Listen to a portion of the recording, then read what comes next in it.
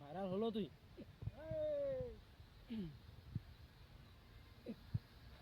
আধা আধা কেন করছে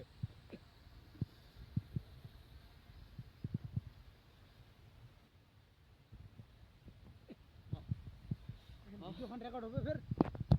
মেমোরি কার্ড ঢুকাই নি না মেমোরি কার্ড ঢুকাই নি নাই মেমোরি কার্ড কি চিপস দিলে হবে এরকম কন্ট্রোল করছি লোকটা ঠিক ভালো লোকটা কন্ট্রোল কর রনেট না মামা